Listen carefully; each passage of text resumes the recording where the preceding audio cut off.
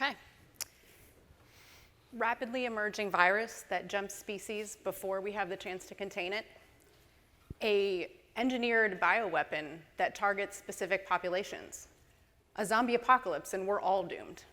Sounds like science fiction, but is it really? I'm Melissa Berquist with National Resilience, and I've spent my entire career in the biodefense space, so it really thrills me to have the opportunity to sit up here with these gentlemen and talk about public health, which is one of my favorite topics. COVID-19 emerged in a context where we should have been prepared. We had learned lessons from H1N1, and there had been a call for more public-private partnerships, construction of advanced development and manufacturing facilities, increased surveillance systems for early warning, and more robust pipelines for vaccine, therapeutic, and diagnostic products and platforms. With SARS-CoV-2, we had a rapidly moving and quickly evolving threat that led to one of the greatest achievements in modern medicine. Viral sequence to emergency use authorized vaccines in less than 12 months. Doing so required investors to pour money into new companies and technologies. Doing so required biopharmaceutical giants to establish innovation hubs to accelerate promising science. Doing so required the federal government to say, we're here to help, and actually mean it. You will hear from Dr. Disbrow how our federal government has repeatedly answered the call to respond to public health emergencies, but they can't do it alone, which is where our other distinguished panelists, Dr. Jacob Glanville from Centivax and Dr. Daniel Drezner from Tufts University, come in. The bios for all of our panelists are on the website, so I won't read them to you, but it's a distinguished group, and I'm honored to lead us through a deeper look at how we prepare for our next global health crisis. Dr. Disbrow, let's start with you. The Biomedical and Advanced Research and Development Authority, or BARDA, is one agency in the public health response ecosystem. Can you share a little bit of context about how your organization's history in pandemic preparedness and response, and then also maybe speak a little bit to how often outbreaks or epidemics are turning into pandemics and whether that's becoming increasingly common? Thanks, Melissa, and I also want to thank our partners at ATI for hosting the event today. So the Biomedical Advanced Research and Development Authority, our typical focus is on chemical, biological, radiological, and nuclear threats and pandemic influenza. We also have a mandate for emerging infectious diseases, but we don't receive annual appropriations for that. Most of that comes from supplemental funding once an event happens, so we're always in response mode. It's hard for us to prepare for that. But we do support pandemic preparedness since we have annual appropriations for that. H1N1 was the first response that BARDA participated in, and then we participated in every either pandemic or epidemic that has occurred since then, multiple Ebola outbreaks, Zika, being prepared for different strains of influenza virus that are emerging in China or other countries, as well as the COVID-19 response. But again, all of those came from supplemental funding, so we're always in a response mode. What we need to be is better prepared, as you were mentioning. So for COVID-19, BARDA was very involved with our partners with Department of Defense, Joint Program Executive Office, or JPEO, in awarding the very large contracts for vaccine development as well as therapeutic development. But what we need to do moving forward is, again, be better prepared. So under the American Pandemic Preparedness Plan, HHS and DoD, in fact, most parts of the federal government, put forward this plan to prepare for pathogens with pandemic potential, where you could develop prototype vaccines, antiviral drugs, as well as therapeutics. That has not yet been funded, but we collectively as a global community need to work together. There are funders across the globe that do receive funding for emerging infectious diseases, even within HHS, and so we need to collectively work together so that we're better prepared. Thanks, that makes a ton of sense. And so, Dr. Glanville, I'm going to turn to you to kind of pull on that funding aspect just a little bit more. You're a visionary in the biotechnology space, there's no doubt about it. You have turned scientific innovation into sustainable business models just with incredible aptitude. Could you describe a little bit about the importance of these public-private partnerships in encouraging industry to engage in historically difficult to commercialize space of medical countermeasures? Yeah, so I mean, as you just said, first off, hello, South by Southwest. The problem so far is that our responses are reactionary. And look, we were faster and better at this pandemic than we ever have been in the history of humanity. But that said, we could be much further along. The challenges that we encounter is that first it's detection, to be able to go pick up a new pathogen, and then it's who pays for creation of a medicine before you need it. And that's where the public-private partnerships come in, or where new business models come in. So in the case of monkeypox, we got lucky. We had a vaccine that already existed that worked reasonably well, and so we're able to mediate the problem before it got bad.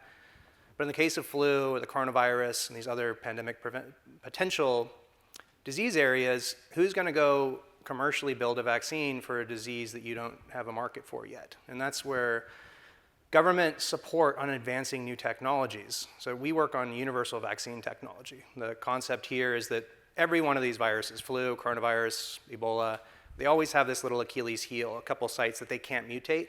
And so we focus the immune system on those sites, which means that we can create a flu vaccine that works against all strains of flu. So we can be in that monkeypox style situation. And those technologies are breakthrough because you can mitigate, you can have a population protected before the pandemic even hits and it fizzles out in advance, or you can respond quickly. But to build such technologies requires government funding to go enable the innovation over existing medicine, because there's a certain amount of inertia of what's commercial.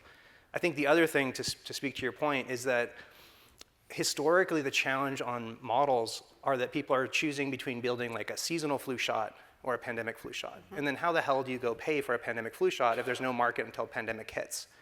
And this is where universal vaccine technologies are super useful, because you're actually just making a single product that replaces the seasonal vaccine market, so you have an existing market, but it has the additional benefit that it's able to go block pandemics when they hit. And I think that kind of technological alignment with market forces is how we can build aggressively better medicines so that we can stop these new pandemics before we strike, and so that we have tools for future decades to attempt eradication campaigns against pathogens where previously that was not possible.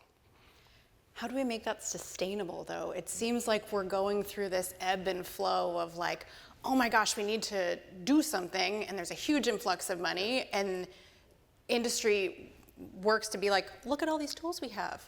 Yeah, so two parts. One is government funding, and we've been very fortunate to have the BARDA Ventures arm, the Global Health Investment Corporation, has invested in us. We received the Quickfire Challenge Award through BARDA and J&J through the Project NextGen Award. These things enable us to build these new, better classes of technologies.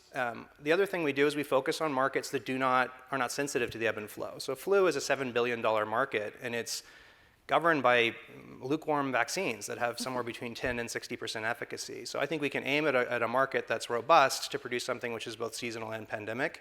But the ignition energy, the overcome the inertial barrier, bringing a new technology online, that's where it's so essential to have these government partnerships. And we've been fortunate also to work with the Naval Medical Research Command, with RARE, with the NIH, and these various tools. I'm not saying it's perfect. I still feel that there are some like non-dilutive funding gaps to be able to enable new medicines to move forward.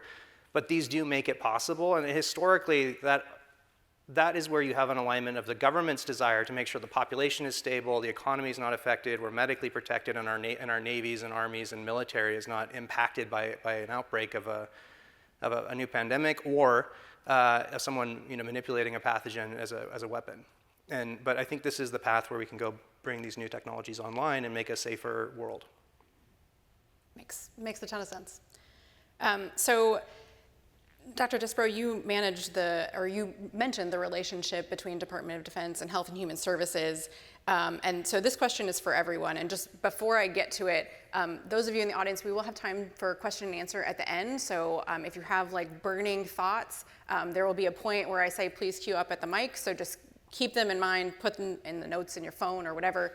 But we will have an opportunity for that at the end. So I'm going to start this question to you, Dr. Drezner, because I'm confident that you have some thoughts on this topic. But that partnership between DoD and Health and Human Services, Operation Warp Speed, it was an incredible scientific, logistic, public relations feat. I mean, we mobilized manufacturing supply chains, public health infrastructure at a speed and scale that's never been done before. So what I would like to hear from you, Dr. Drezner, is what are some things that we learned or could do better or differently that we need to carry forward, as well as some hard lessons in what we need to change about how we think about pandemics? Thanks for the question, Melissa. thanks to South by Southwest and ATI for the invitation. And I'm going to start with a very important sentence, which is to say I'm not that kind of doctor. I'm a social scientist. I have a PhD in political science, not in medicine. And the reason I say that is because when we think about how we could do better, and if I'm thinking about what we did with COVID, on the one hand, as you say, it was miraculous in terms of what was done in terms of the vaccine. It was done lightning fast. The previous record, I believe, was 4 years from development to vaccine. Where I do think the government failed, unfortunately, or where there was a significant failure, was on two sides. The first was in the initial reactions to dealing with the pandemic, the sort of non-medical interventions that I think is what are commonly talked about, in which, for a variety of reasons, mistakes were made, and I'll talk about that a little bit more later. Mm-hmm. I think the biggest mistake that was made in terms of talking about the vaccines was the failure to prepare a narrative to tell people about what the expectations should be in terms of when the vaccine will be ready, how it will be processed, and so forth. And so as a result, you can get people to do something in an emergency situation for 3 weeks or for 3 months, but as we learned painfully, after that, all bets are off. Mm-hmm. And unfortunately, historically, one of the things to remember about pandemics is that pandemics are often a moment where the state exercises extreme amounts of authority, and this makes people who are suspicious of state authority suspicious of the disease that they are trying to, potentially avoid. And that's what led to a lot of distrust that wound up, unfortunately, festering in terms of things like vaccine uptake and so forth. And as we all know, vaccines are only as effective as the degree to which you can develop herd immunity. And so the more people who are skeptical of it, the less effective it is, and that creates a doom loop in terms of this. So part of the problem is that governments have to be you have to ask governments to do something that they are not good at doing, which is to be ahead enough of the curve to be able to actually tell people, look, this is how we think things are going to go. Could go this way, could go that way. But that is something that governments are often loath to do because, and in many cases, this is the case, they don't trust the public. Yep. So, Dr. Disbrow, you do not speak on behalf of the entire federal government, right? You represent one small piece of our public health. I accept you from all of this, infrastructure. Yes. So when we talk about government, right, like that's a big thing. And in the context of COVID-19, it stretched multiple departments, agencies within departments. But maybe you can kind of add your thoughts onto Dr. Drezner's. So I agree with the comments that you've made. I think one of the things that we should have done better is perhaps not as to tout how quickly we were able to do it, because I think that caused a lot of skepticism for people. Even though, the people working on the vaccines and the manufacturing, we were doing everything that was necessary. We were making sure that all the regulatory, documents were in place, especially for manufacturing, because that was happening in parallel to the clinical trials, which is not what typically occurs. For product development, you go into phase 3. If you have an initial or interim read that perhaps it's effective, you may move into scale up and validation of commercial scale manufacturing. We were doing that at risk. That is the risk that the government assumed by supporting the manufacturers to do that in parallel. So I think that was an area where we could have improved. Another area where we could have improved is working with trusted partners within the community to amplify the message, as opposed to it coming from a White House podium, again, supportive of previous administration, current administration, but just moving forward, how do you get the message out there so that it doesn't appear to be, just a government message? But yes, there were, multiple departments were involved, multiple agencies were involved. As you mentioned, Daniel, I don't think we need to be afraid to say this is what we're hoping for, but it may not turn out, so that people know that it's not, all, roses and rainbows. Yeah, and as an industry participant in this, Dr. Glanville, I mean, you're continued to be in this space, right? We're not, COVID-19 is not 100% over. We're still investing in it. We're still advancing new technologies.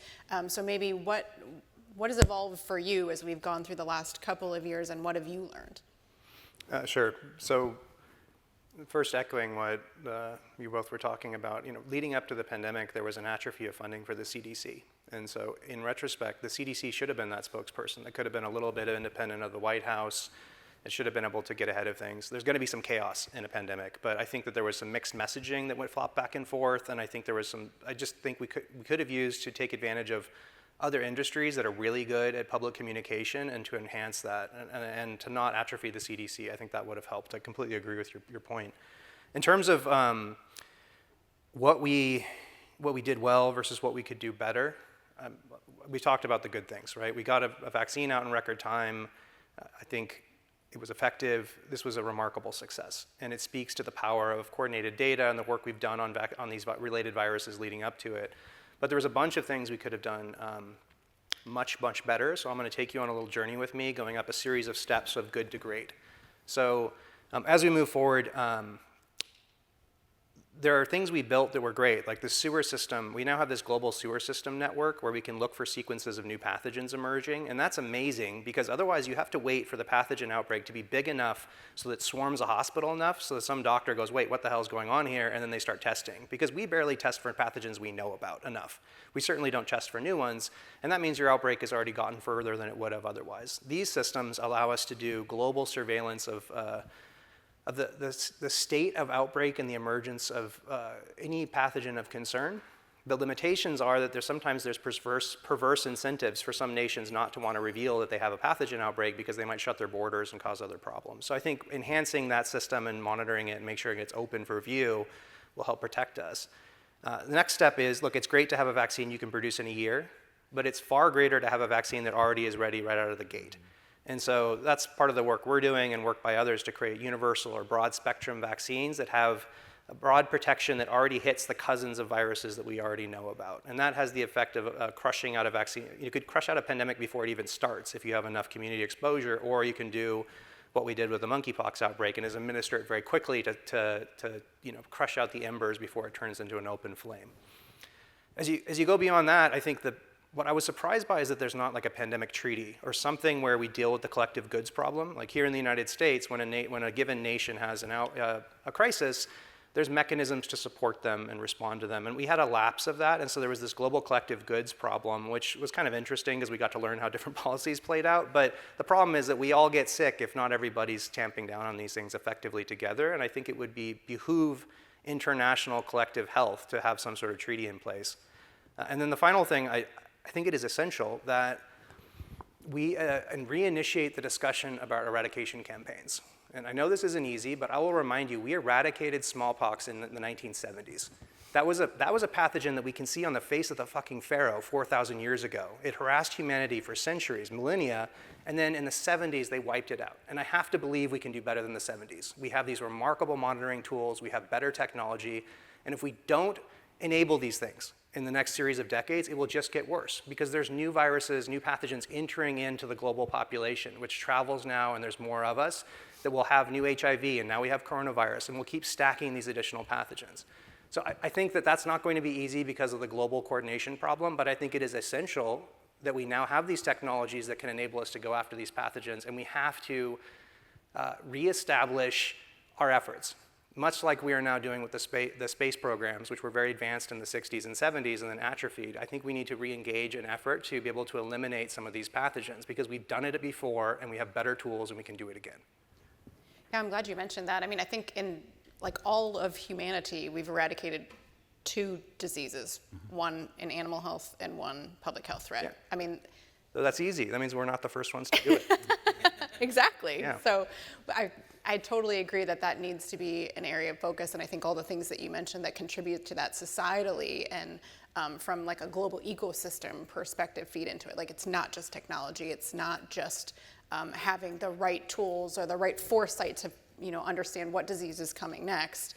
It is a global problem. And it's the unique advantage of vaccine technology is that they, unlike most other medical interventions, can alter the frequency of the disease they're designed to treat. And in some cases, they can wipe that out for every generation that happens afterwards until the end of time. And that's the power of the technology. It's just our duty now over the next decades to wield it effectively. Just to build off that, you're absolutely right. So I think Ebola showed us And we have known that the fastest response is to have an FDA-approved product already on the shelf. And so in 2014 and 2016, the outbreak in West Africa, we had investigational products, vaccines, therapeutics, and diagnostics. Through a lot of hard work by international collaborators as well as the US government, we were able to license a vaccine. We now have 2 licensed therapeutics and a licensed point-of-care diagnostic, so that now when there's an Ebola outbreak in any country in Africa, those products are immediately available to squash the outbreak, and that is the best thing that we can do. Moving forward for new pathogens, you mentioned influenza, so there's a seasonal influenza market, but there's not a seasonal market for Nipah or Lassa, so what do we do for those?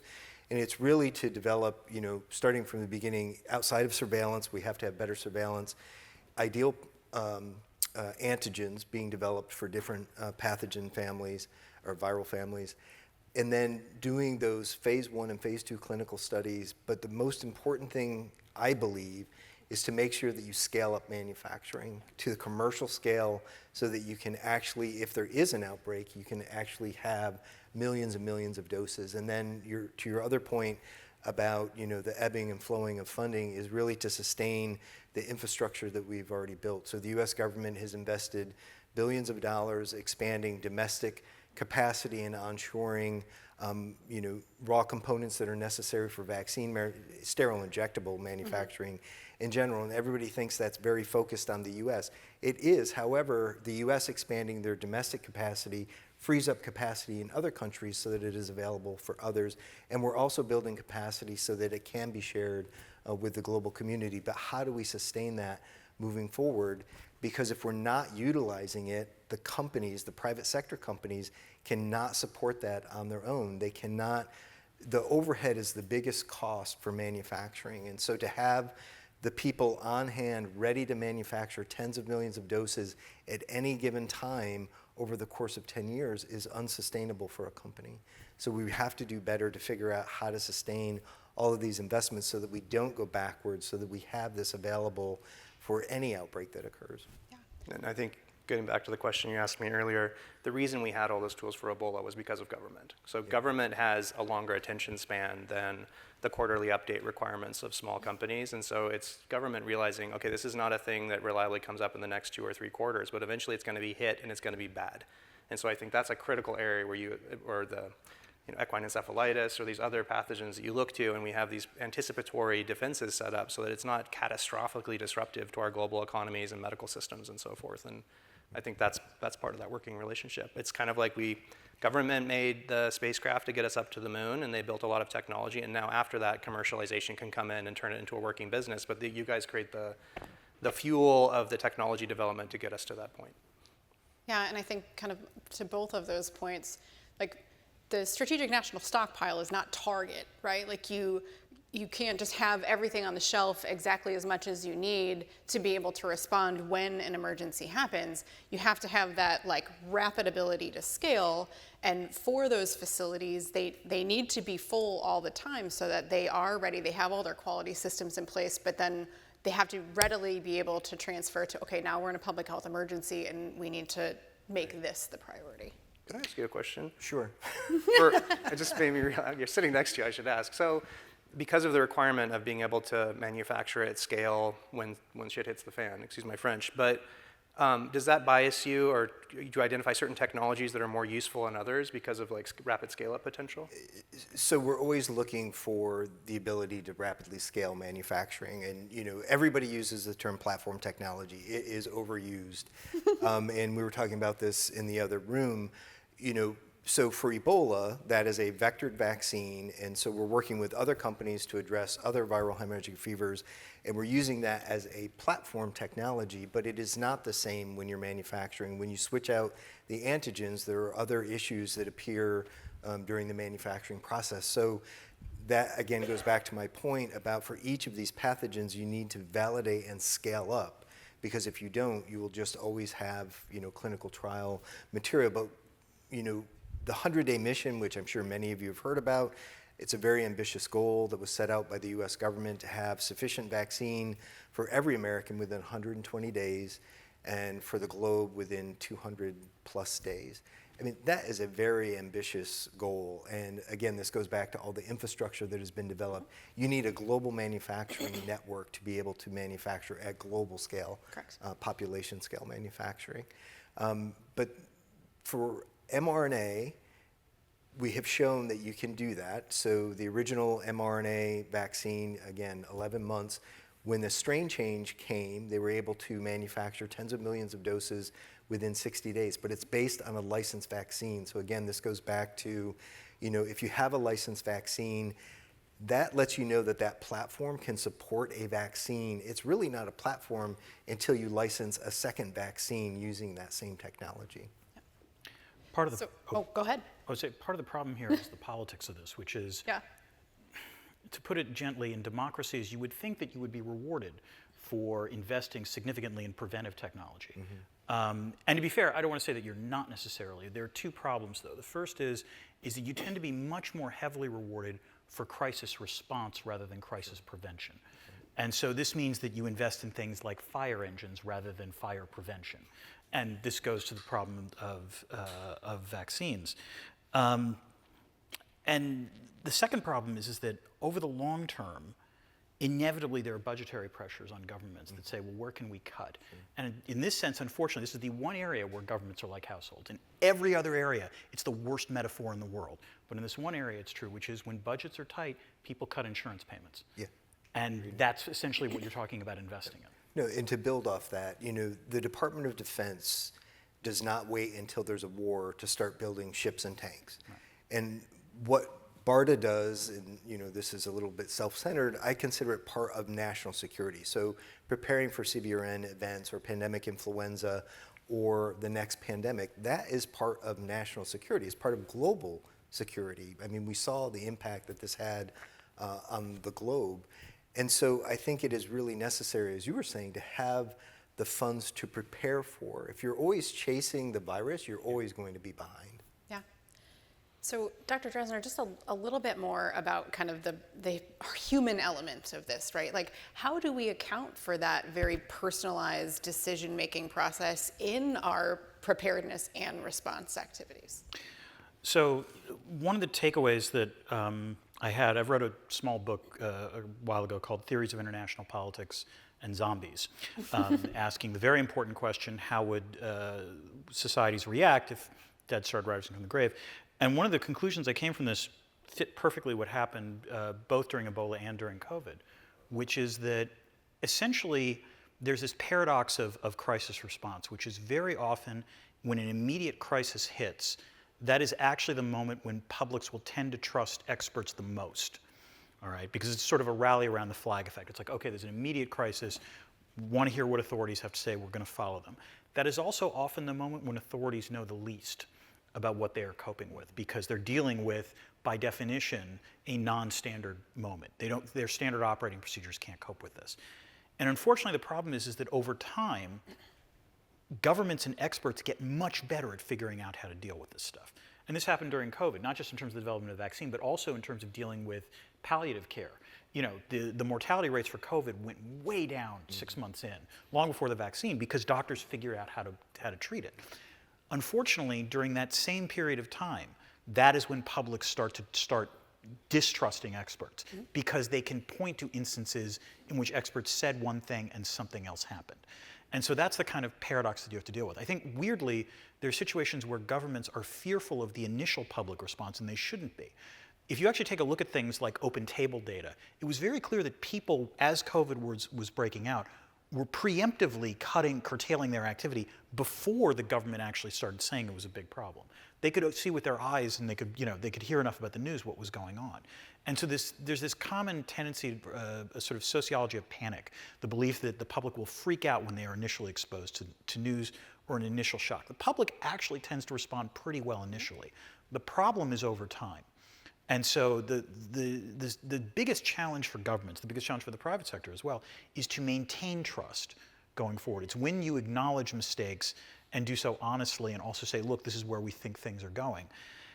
And it's hard to do that because, particularly in a polarized political climate where it is very easy and where there are actors with strong political incentives to try to discredit the very experts that are promoting an idea.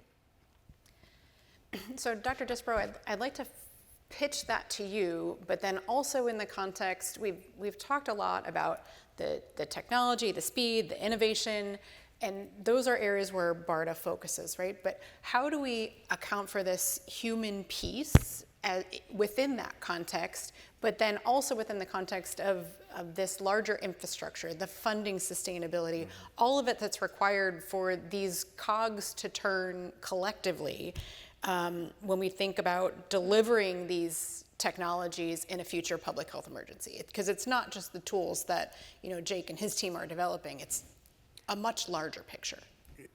No, agree. And just for everybody's aware, I'm not a political appointee. I'm a federal employee, so I've worked across. I'm sorry that I'm not trying to imply this is you. I feel bad about that. It's definitely not you. No, I've worked across multiple administrations, and thankfully my job is to make sure that we have vaccines, therapeutics, and diagnostics available to anybody who wants them. Right. But again, the government, all your points are valid, and then on top of that, administrations change potentially every 4 to 8 months. Yeah. And then you have new leadership coming in for many of the departments that are part of that response. So that complicates the issue as you're moving forward. But I do think it really is important that we take some of the positives, and by that I mean innovations that came out of the pandemic, and move those forward. So we support, as Jacob was mentioning, Global Health Security Investment Corporation, which is BARDA's ability to have a partnership with a venture capital firm. We also have our Blue Knight program, our CARB-X program for AMR.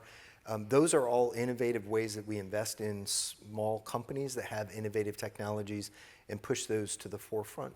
Wastewater surveillance system, pushing wearable devices to individuals so that they know that they may be infected with something before, as you were saying, everybody shows up at the hospitals and the doctors are overwhelmed. The healthcare system and, digital health. I mean, my parents are over 80 years old, barely work on a computer. I never thought I would see them, talking to their doctor on a Zoom call. Yeah. And so it's not perfect. We still have a long way to go to make sure that everybody in the US can access their doctor as easily as, some people are, but that digital health and just home health care system is a positive that came out of the pandemic, and I think can improve public health as we move forward. But it's, again, pushing those innovative ideas so that we have the ability to respond much more efficiently. Yeah, I think that makes a lot of sense, and I'm glad to hear that your parents are taking advantage of telehealth. It's so convenient. But I think that does kind of shift the question a little bit, right? We've spent a lot of time talking about response, but prevention, the very far upstream side of this, I mean, how do we get better at prevention? Pandemics, epidemics, outbreaks, all of it, from a public health perspective, shouldn't that really be where we need to focus? I'm just going to offer that to the panel. I'm going to say something prefatory and then turn to the actual experts on this, which is it's worth remembering that part of the reason we're in a situation now where this is a concern is precisely because of the massive success we've had over the last 150 years in terms of the development of vaccines for a whole variety of systems. Because without that, you don't have the degree of urbanization that we have right now and that's continuing. You also don't have the degree of globalization in terms of travel that we have now. The problem is that those two things are the things that create, unfortunately, a global petri dish. That if there is another, pathogen that comes out, it's going to spread more quickly. And so that's the paradox of any kind of, of vaccine success. If you do it, absolutely, it should be celebrated, it should be trumpeted, the whole point of disease eradication, things like this. But it does make it easier for the next one to potentially happen. So the problem is it's not either or in terms of prevention or preparedness, it's both.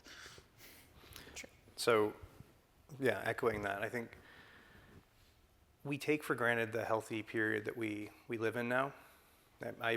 Because I had hippie parents, I ended up growing up in a small Mayan village on Lake Atitlán in Guatemala, and so I got to see sort of the demographic transition and the health transition that happened pretty quickly when the war ended in 1996. And we live in a period where I think we quickly forget as humans. We don't have the long attention span for how far we've come, and the fact that we still are in the middle of the vaccine golden age in this radical medical transition, but it's not done yet.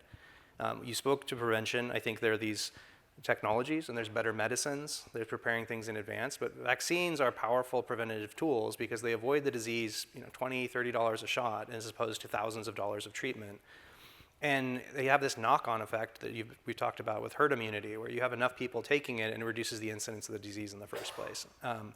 It's absolutely also true that we have a very populated world and people travel a lot. It was crazy during the pandemic watching the new strains and how quickly they would pop up in all these different countries, because we had these tools and a new mutation basically was a barcode, so we could see how quickly this stuff was spreading. And the good news is that our technologies are evolving faster than our pathogens now.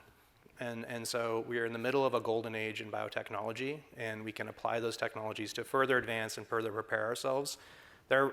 There's a lot of pathogens, but they come from a finite number of cousins. And so it's very unlikely now that a new pathogen is going to pop up and we've never seen a version of it before. And that means, like with the pandemic, we'll benefit from 10 years of research on a related cousin, which will enhance our ability to respond. So I'm reasonably optimistic about the future. That my concerns are really about political will and organization, not so much about technology anymore.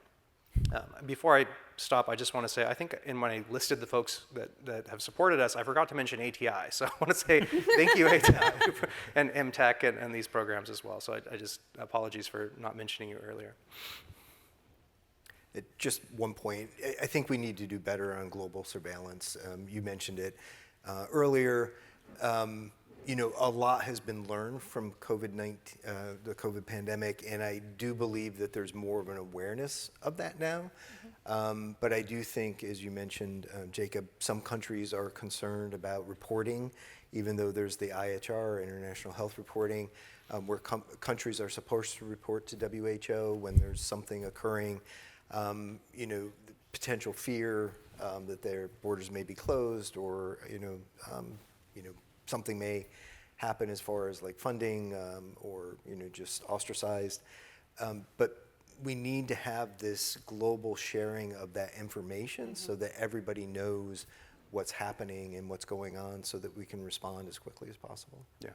And it's a trust thing, right? Like, we are a global community, but I think the reciprocity of that trust has to also be we really will be there to help. I mean, I think there was this... but this is also where the cooperation on COVID was an unmitigated disaster. I was just going to say, there was a perception of, developed countries buying up huge quantities of vaccine, much more than they could use for themselves, and then cherry picking where it went, stockpiling it for future use. I mean, there's got to be trust on both sides. Right. I mean, you talk about there being a treaty for a pandemic. There was a treaty, the International Health Regulations for the WHO, and it was thought that particularly after SARS, we had worked out the kinks for this, that there was, even China ostensibly had recognized the rewards for more transparency, and COVID just blew all of that up. And that's in some ways, if I was to think of like where could you do the greatest good with the fewest amount of dollars, that would actually be that. If you could repair the WHO's reputation and actually get some degree of after action thinking about how can we do this better, it would be in that area. And I guess I'm a hammer and everything looks like a nail, but in terms of the technology thing where you'd have to spend some dollars and it would help, there was a manufacturing issue globally when the medicines became available, and so the developing world was last in line in terms of getting access, and there was a long time to get it.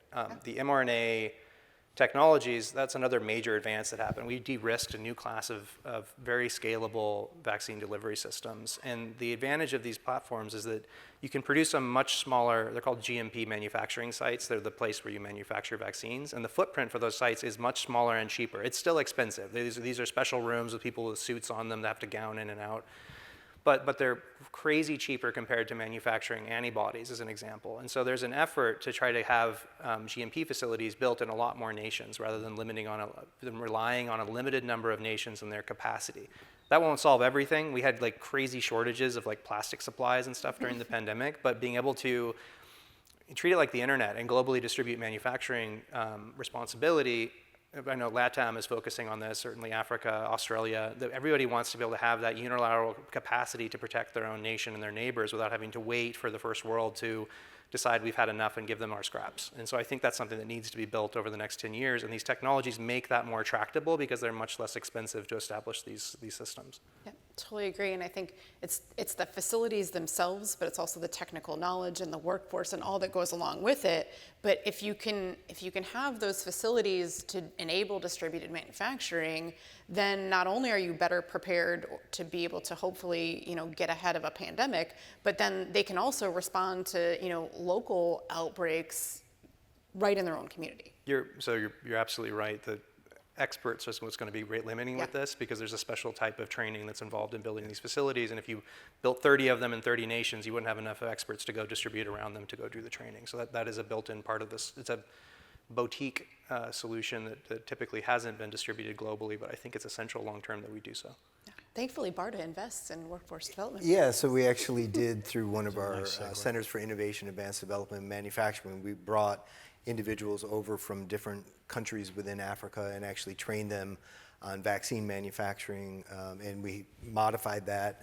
Specifically, there was an mRNA component, but back to your point, whatever is established in Africa or in any country needs to be sustainable. It needs to be more than response to a future pandemic or response to localized outbreaks. These manufacturers need to consistently be manufacturing licensed vaccine, malaria vaccine, yellow fever vaccine, and AFRICOM needs to work together.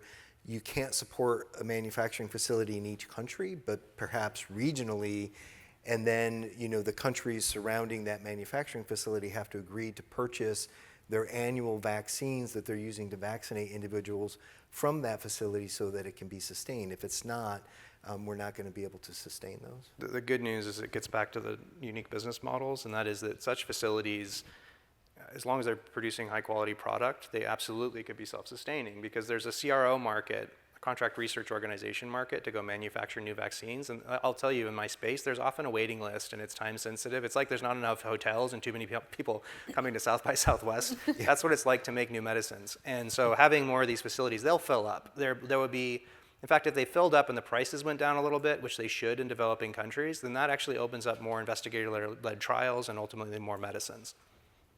Yep, totally agree. So this is going to be my last question for the panel, and I'm going to direct it to all three of you. So this is your opportunity. If you've been saving up your little nuggets, you can line up at the mic to be able to ask some of the panelists once we're done with this one last question. So in your opinion, each of you have unique, domains of expertise, right? What are the worst and best case scenarios for future pandemics? Zombie apocalypse? Well, okay, you should go last. I should definitely go last on this one. So This is going to be amazing. So I can start. Worst case is that we don't learn anything from the current pandemic. We don't sustain at least some of the infrastructure that we have developed, that we don't sustain some of the collaborations that we have developed both within the federal government and in the global community, and slip backwards, so that 5 years from now, we're no better off than we were in December of 2019. Best case scenario is that we really can work together, not only the US government, but with our global partners, to make sure that there's manufacturing capacity that is global manufacturing capacity, just not in the high-income countries that LMI sees. Low middle-income countries also have the capability to manufacture vaccines and therapeutics and diagnostics, because it's more than just the vaccine. You have to be able to diagnose and know those people that need to be treated before the vaccine may be ready. And to have a library of prototype vaccines and antivirals and therapeutics, potentially not for all viruses, but as you mentioned, there are a limited number of viral families with pandemic potential. At least have a portfolio of vaccines, therapeutics, and diagnostics for each of those, so that we can be faster in the future as we respond. Look, I'd agree with that. I think what I worry about is it could be worse than this current one. We have greater vaccine hesitancy, and so if there's not an effort to get people comfortable, maybe they'll stop saying the technologies are new because we've used them for longer. But I think also if it's not addressed, you could build up a greater population of vaccine hesitancy or just like distrust of authorities. And I'd actually like to get your opinion on how do you fix that. So that we'd hit another, and then the other one obviously is that this pandemic hit with it was complicated because it was right at this threshold of significantly worse than flu, but not as bad as Ebola or a zombie apocalypse. And I think that actually creates a more complicated set of policy decisions. It gets easier if it was much worse. But that's always the risk also, that something comes out much worse. 1918, we had Spanish flu that killed at least 50 million people, and there weren't that many people back then either, right? So you could definitely we had plagues that were catastrophic a few centuries ago. And so I think that's worse, is that we're the population is less willing to respond, and we don't depoliticize some of these decisions. And the flip side, how it could be better, the best case scenario, look, I'm a technologist and an optimist, so I'm gonna look pretty hard to what the best case scenario would be. The best case scenario is that we do have this way better surveillance system to detect pathogens very early. We have universal vaccines that can provide preventative protection against new strains or new variants when they pop up. And that we're successful on engaging some eradication campaigns. This is going to take time, but in the next 20, 30, 40, 50 years, that we are able to wipe off the face of the earth forever some pathogens. So we never have to worry about that pathogen ever again.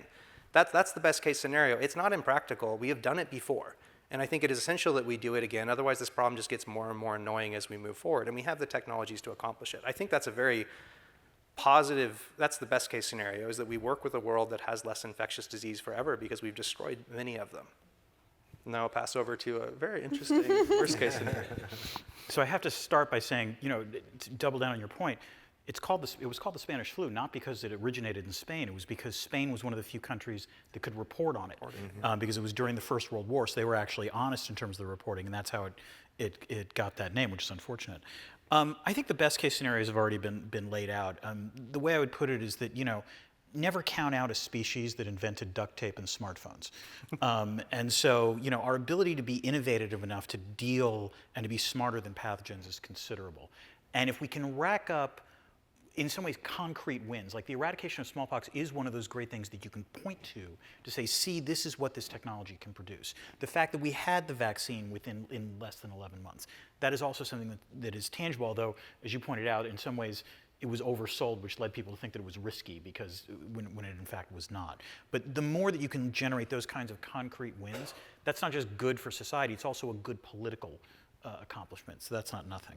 The worst case, the worst case is that a pathogen emerges that has two properties.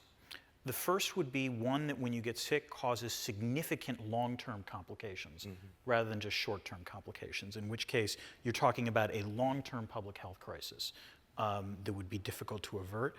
And second, that it emerges in a concentrated ethnic population. And so as a result, the one thing we haven't talked about so far is that one of the hardy perennials of pandemics is that inevitably foreigners and minority groups are blamed as being the source of them. We saw that happen a little bit with respect to COVID in terms of anti-Asian discrimination, but if you go back historically, it's been a constant there. And so if it emerges in a particular place that is somehow seen as we must guard against this population rather than the disease, that is, that's worse than the zombie apocalypse. Yeah. And to pull on that for just a second, there are other panels throughout South by Southwest talking about health equity and inequity, so I encourage you to go seek those out, because not only is the potential targeting of a population an issue, but I think we need to acknowledge that health inequity in this country, not only this country, is a challenge and was a challenge during the COVID-19 response, and it's something that we also need to do better at. So please seek those panels out. I'm going to pause. I think we've got at least one question.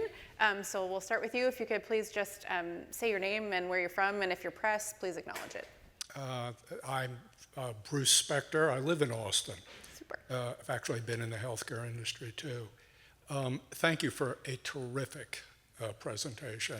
To be in the audience where all the participants are contributing at a high level is a real joy. Thanks. I'd like to follow up on your last question about looking into the future and to personalize it a little bit. During the COVID pandemic, families that could in urban areas left those urban areas to go into rural areas to isolate themselves because they didn't know what the risks were and they thought that was safe. And I'd like each of you to personalize it for yourselves. If you had the funds, your family had the funds to be able to buy a safe house now, proactively, would you do it? And if so, what are the characteristics you look for in your safe house? It's a great question. I think Dr. Drezner has the answer to this one. And I only know that because we talked about it in the green room, so I'm going to put him on the spot. I have two answers to this. The first is if you'd like to buy my house right now. No, I'm just kidding. I got asked this a lot during when I was talking about the zombie book, and the answer I give is not in this country. It would be New Zealand, which, by the way, is where apparently a lot of the tech billionaires are buying property. This is for multiple reasons. First, because it's geographically isolated, New Zealand was one of the few countries that was able to sort of pursue we're going to stop this at the border response, which normally never works, but because they're sufficiently isolated, it did work extremely well there. Second, everything grows in New Zealand, so there's plenty of food and so on and so forth. And third, the wines are excellent. So as a place to go, it's not a bad option. Yeah, zombies can't climb. Also, that's a whole separate conversation. No, we're going to beat the pathogens. I'm not moving. Yeah. Yeah, I agree. Maybe for my mom and my dad and my immediate family so that they can stay safe, but I want to be part of the solution, and try and do whatever we can. Because if everybody did that, there would be nobody around to support development of the vaccines and support the response. Yeah, love it. Next question. Thank you. I'm Julie Gerberding at the Foundation for the NIH, former CDC director and former president of Merck Vaccines. So this has been a really fascinating. So you know nothing. No, but I really appreciate the level of discussion and the thinking that's going on. I'm probably not as enthusiastic about the prospects of eradicating all infectious diseases, but I do wonder if we're putting too much emphasis on vaccines and perhaps need to also be thinking about antivirals and small molecule solutions, in part because localization of manufacturing for small molecules is a whole lot easier than localizing manufacturing of vaccines. I just feel like right now we're probably underestimating the importance of that in our countermeasure development. So I'd love to hear your perspectives on that. Sure, so I guess I'll start. First off, I agree with you, and it was fortunate that we had treatments as well as vaccines. And in fact, you need both, because you need measures to be able to stop the population from getting sick, but you also need to be able to treat. You can't give a vaccine to someone who's already sick. It's too late. It takes time for it to take effect. So you need, and particularly with diseases that had significant adverse outcomes from being sick, you need to be able to treat them. And fortunately, we are building larger and larger reference sets of small molecules that we can test, and we were able to move relatively quickly to make, there was, the path through, there's some things that didn't work that well, and then they eventually got to the good stuff that worked quite well, and I think we have a couple powerful antivirals now. I think that would get back to your point of being able to have antivirals ready. Maybe you need to perform some R group extension exploration to customize to a new virus, but to the extent that we have preemptively created backbones for new antivirals, that's important to be able to have. Now, with respect to the vaccines, all pathogens is a long walk. I wasn't saying that. Some of them are going to be very difficult to be able to eradicate, but I think some of them are within reach, and we should attempt to do so. So I want to nuance and agree with you on that point. With respect to manufacture, it's small molecules, so in principle you could manufacture them, but it gets, as you well know, it gets down to the devil of the details of the organic chemistry, where some of them are reasonable and some of them are going to be more challenging when there's, I remember there was details with supply chain issues during the manufacture of some of these molecules during the pandemic, and so I think that would need to be sorted out as well. Just two quick responses. First, I take your point about eradication, because smallpox was easy. It wasn't zoonotic. You didn't have to worry about a population elsewhere. So it is pointing out that was, as hard as that was still low-hanging fruit. The second thing is on the supply chain stuff, and this isn't related so much to the vaccines, but more generally, I do think one of the big misnomers that people took away from COVID was the belief of, we have to localize our supply chains, that this demonstrated how vulnerable we were if everything shut down globally. And as the economic analysis is coming in, that is a wildly inaccurate perception. In fact, it was actually the economies that were the most globalized, that were best able to respond quickly to the pandemic. And part of the reason for this is that if you try to localize everything, yeah, in theory that could work, but as all of you living in Texas are aware, if let's say you rely on your energy only from one place and something goes wrong locally, then you are in much deeper trouble than if you were trying to rely on things globally. So correcting that misperception would be something that would be wonderful, but that's a hard, once those things get locked in, it's an extremely hard perception to crack. Yeah, so, hey, Julie, good to see you. I think we need to invest in all three equally. So vaccines, antivirals, therapeutics, as well as diagnostics. So, BARDA has received some criticism because under Project NextGen, we're not investing in antivirals. Even though we have $5 billion for Project NextGen, when we looked across the landscape of what the private sector was funding, there were 2 antivirals. One was licensed and one had an EUA, and there were 3 that were in phase 3 clinical trials. We had no treatments for immunocompromised individuals or others who wouldn't respond to vaccines. So that is why we targeted monoclonal antibodies, knowing that it was going to be difficult because of the changing landscape of the variants and always trying to play catch up. But that is the reason that we didn't invest in antivirals, because of what the commercial market was doing. But moving forward, I do think we need to invest in antivirals. So NIH has their AP2 program, which is trying to develop broadly acting antivirals. And for an antiviral to be broadly acting, you have to show that it has efficacy for each pathogen. But I do believe that we need to be making those investments. Because if you do have an antiviral that is broadly active across either a viral family or across multiple viral families, the vaccine may not be available immediately, and you would have potentially antivirals to at least treat individuals who become infected. So one of the things that's weird for me, Paxlovid's pretty effective. It's actually quite difficult to get it. And it seems astonishing to me for a pathogen that can have long-term sequelae, so people can have long COVID or other issues. It seems odd that it's so challenging to be able for people routinely to have access to it. And those were 2 issues that, these aren't exactly the issues of the medicine, but they had issues with both. I think remdesivir, certainly Paxlovid, had manufacturing problems where they couldn't produce as many doses, which seems surprising to me because these are small molecules, but there were significant limitations on availability. And then now there's policy access that doesn't make any sense to me. I think that it's so difficult for people when they're sick to be able to get the medicine right when they need it. And these medicines almost always work better the earliest you can take them. And so that seems like a policy adjustment that would be warranted, and it seems a little odd that hasn't been resolved. One last quick question.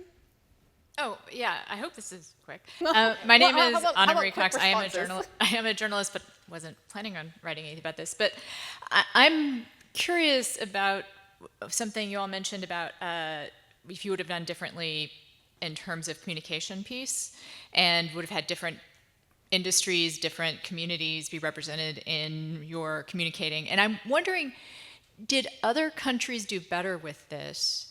And also, we seem to be talking pretty explicitly about some of the divisions here in the US that happened. Did other countries have that same kind of split and see the same kind of rise in vaccine hesitancy, and that hesitancy turn into, we've had a lot of growth in the anti-vaccine movement in general? And was that something particular to our political atmosphere? And can that be undone? Quickly, no, it was not unique to the United States, but the sources elsewhere might have been different. So if you take a look at authoritarian societies, there was high distrust of the vaccines in both China and Russia, in no small part because trust in those regimes was not great, and also, to be blunt, their vaccines, well, the Chinese vaccine was awful. So in some cases, the distrust was well placed. Within more developed societies, there is a correlation, frankly, between sort of far-right conservative beliefs and skepticism about vaccines, period, unfortunately. It's strongest in the United States, but it is hardly unique to the United States, is the way I would put it. Whereas in developing societies, actually, part of the reason I think, in some ways, vaccine uptake might be better there is that while there are some residual, suspicions for a variety of reasons that we could get into, they're more optimistic and more trusting of their governments, which has meant that it has been easier to distribute the vaccines there. I felt that New Zealand handled the pandemic extremely well. they also had a moat, but they also had. But they didn't have the sense of urgency in terms of getting the vaccine, and this was a problem in Australia as well. Ironically, there were a lot of societies that were good at sort of warding off the disease entering. There was no sense of urgency when it came to actual vaccination. Yeah. Yeah. And then from the Guatemala perspective, I can't speak to every nation, but Guatemala, and historically, Mayan communities are pretty pro-vaccine because it's an expensive medicine that can protect a whole bunch of problems, and these groups are under economic duress. And so it was not until the pandemic that I ever saw anything resembling anti-vax movement in Guatemala. And then it emerged, and it came from YouTube, and it came from these sources where now there is an anti-vax movement in Mayan communities that I'd never seen before. And so I think we did have like a spread of this through these internet, like this media, and I don't know really where the source is or whether there was like an intentional government, what was the driving force? Because it seemed well financed. So, and I can't really speak to that much, but I will say that there was an emergence of an anti-vaxxer movement. It could have been some of the things you said, because they were also isolating people and they had no vaccines and everyone was frustrated. So maybe they were very receptive to this anti-vaxxer concept. But that was bizarre for me to see the appearance of this like kind of almost like an import of a new philosophy around the medicines. Interesting. Yeah, and I think there was vaccine hesitancy for different reasons. Some of it was, anti-vaccine. Some of it was just people were tired of hearing about COVID. They were tired of having their lives interrupted. I mean, right now there's vaccine hesitancy globally. It's not an anti-vaccine movement. People are just exhausted of the pandemic. And again, this gets back to one of my earlier points, the sustainability of all this. So if there's vaccine hesitancy, manufacturers are only going to manufacture to what the commercial market will sustain. And so, even for Moderna and Pfizer, they have downscaled their manufacturing capabilities because vaccine is not, there's no desire for the vaccine globally. So, this happens for seasonal influenza. It kind of goes up and down, but typically it's anywhere between 150 to 180 million doses just in the US. And so I think we'll reach a balance at some point in the future of what that commercial sustainability is and what the manufacturing capability will be. But I think it's going to be far short of what we would need 5 years from now if there's another global pandemic. I think part of what you just talked about, the reasonable vaccine hesitancy is that with flu and with coronavirus, people are like, I'm going to take this vaccine, and you're telling me it's 51% effective. Like, it seems, I can't promise this, but my hope is that if we make more effective broad-spectrum vaccines where they have a much higher efficacy rate, we will have some uptake. We're not going to win everybody's, but I think there's more people, certainly me, I'd be more like, even if I can get 90% protection, that sounds much better than like 30%. And so hopefully that will help that uptake process as well. Yeah. So as we close, I'd just really like to, again, thank Advanced Technology International for sponsoring this session, and Z in particular for assembling this incredible group. Thank you to Drs. Disbrow, Drezner, and Glanville for sharing your expertise and opinions, all of which are their own and not representative of their official organizations. I'd just like to close briefly with, we've learned a lot over the last several decades, but really in the last several years. I mean, we've learned what public-private partnership looks like and how it can be successful. We've learned that communities need to engage and be part of the solution. We've learned that technology is out there to be utilized, but people have to be the ones that take it up. We've learned what it looks like when industry and government really work together on solutions instead of in silos. And to say one thing that I think we've heard a couple of times but really resonates in my own heart, I think we've learned resilience. And that is something that I hope each of us take away from today's session. So please join me in thanking our panelists.